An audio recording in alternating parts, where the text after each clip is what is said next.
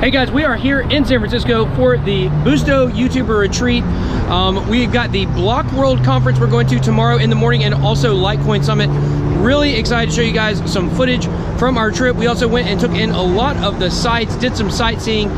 Here I am at the Golden Gate Bridge, not Golden Gate Bridge, the Golden Gate Bridge. I've got Alcatraz behind me. Don't worry guys, they let me out. So let's take a look at some of the footage from the week. Here we are in San Francisco at the Giants game. Going to catch out a little Giants Braves action.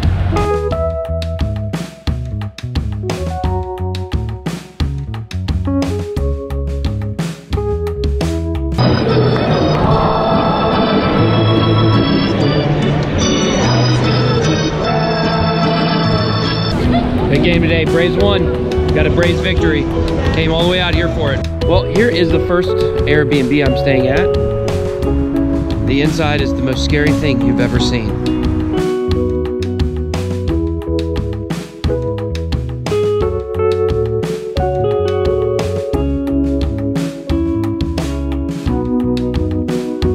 All right, guys, it's early in the morning. I'm behind the curtain.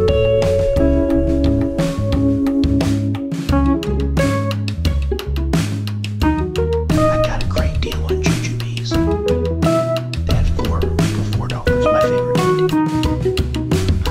Outside of the curtain.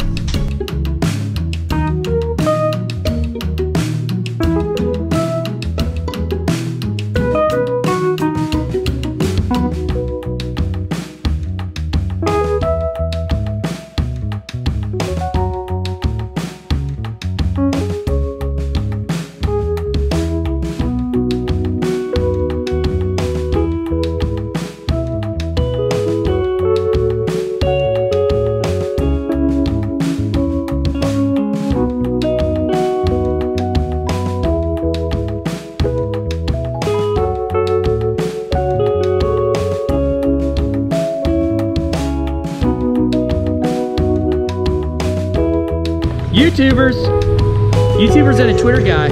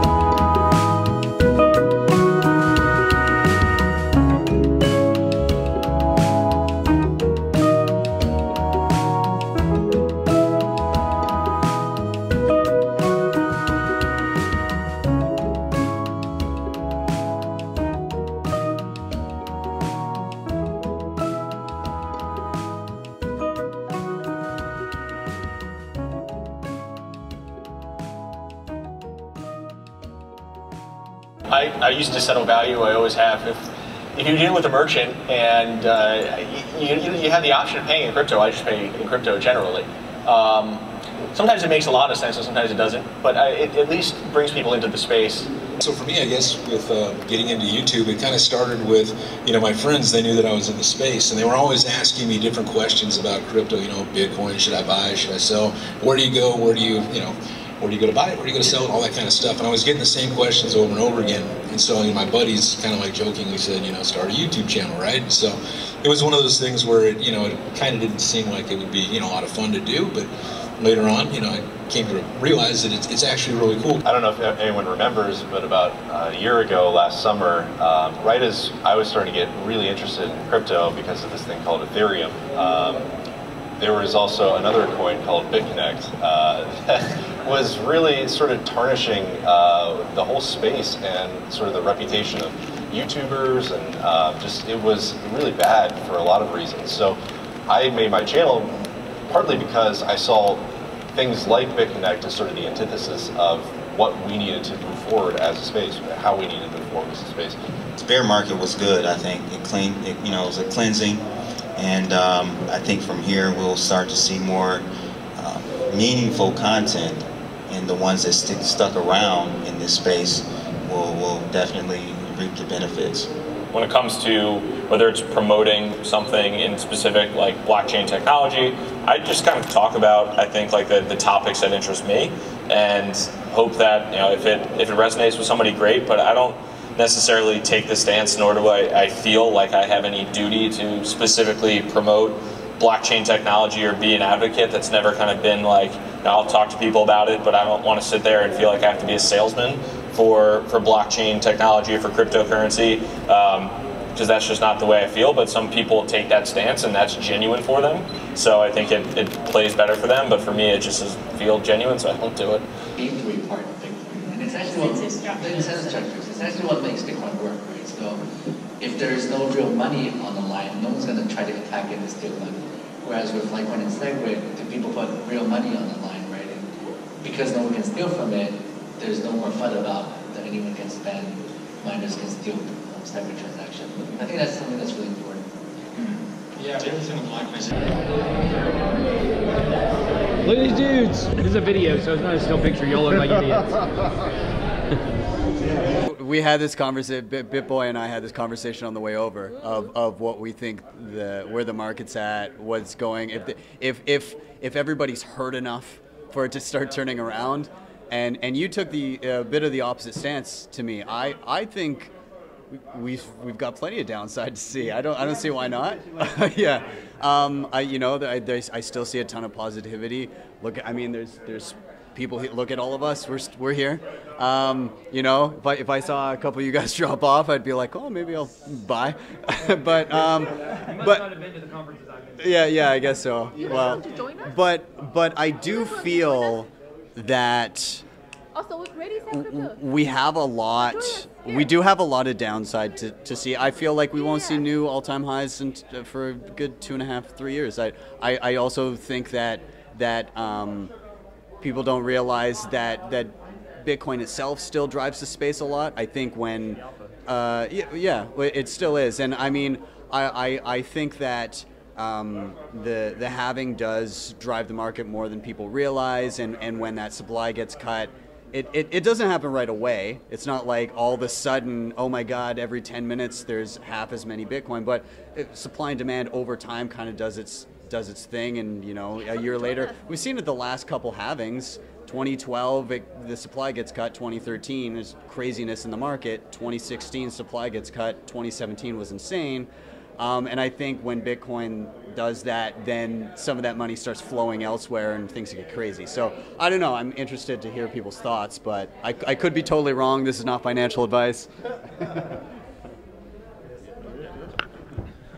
I would say, where's the positivity? I mean, you just said like, oh, well, I don't think, you know, we're not nearly, you know, to the end yet. And everybody's like, oh yeah, you know, we're nearly not down low enough. Like, that's the general sentiment. Everybody thinks that pretty much, is that there is more room to go. And that's what makes me think maybe not, you know.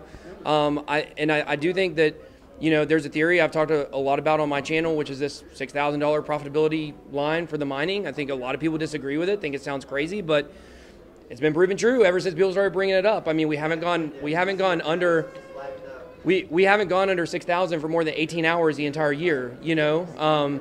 So there does seem to be some kind of support level at that 6,000, and every time it goes down below, what do we see? We see a giant candle go up. And so what I told people on my channel is, you know, it seems like that instead of trying to push it down lower than the 6,000, it's like people are buying in at 6, selling at 7.5, and then pushing it back down to 6. And so it's like another way of doing capitulation instead of like all in one swoop going all the way down. It's like a cycle of going up and down in between this range. But so many people don't even still know what this is and properly understand, you know, why it's valuable. And so that's part of what I've taken to YouTube to do. I've been in crypto since about 2013 in a retail capacity, a hobby miner, just on my own time. Started my channel about 7 months ago out of, again, just a hobby, and I thought it'd be fun to start a small community. Started covering a trading bot called Crypto Hopper, and was really just doing walkthrough videos on using the bot. Things grew, you know, I remember doing my first video, or doing a video of hitting 100 subscribers and how I was excited about that. You know, now we're, you know, seeing 1,000, 5,000, 6,000, building large communities, and I think for me, doing the channel, the biggest reward that I saw was when people were coming to me saying thank you for the content you're putting out. And then I got a job doing computer programming for NASA, but I didn't like sitting in front of a computer all day, so I quit that and moved to France, and then became a veterinarian, and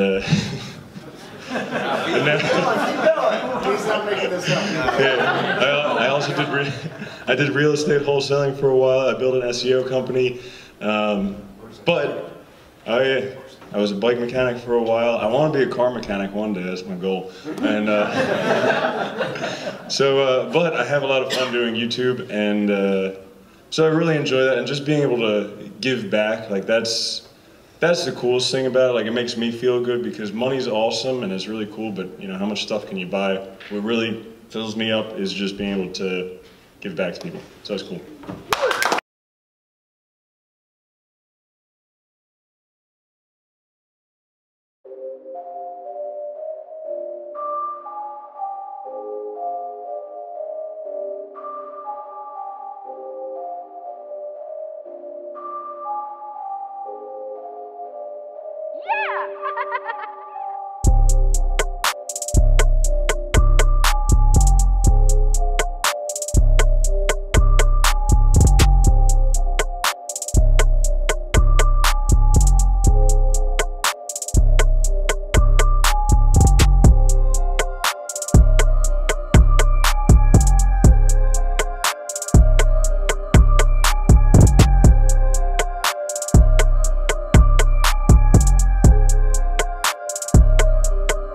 We're here at the influencer party playing ping pong, balling out of control.